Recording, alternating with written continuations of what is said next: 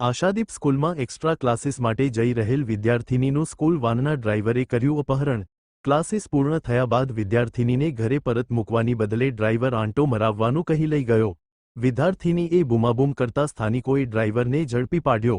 ડ્રાઈવરને ઝડપી પાડતા સ્થાનિકોએ એકત્ર થઈ પોલીસને કરી જાણ। પોલીસે તાત્કાલિક 33 વર્ષીય ધર્મેન્દ્ર ઉર્ફે બકી પટેલની કરી ધરપકડ। રિપોર્ટર જયદીપ રાઠોડ સાથે હાર્દિક સવાણી, સુરત।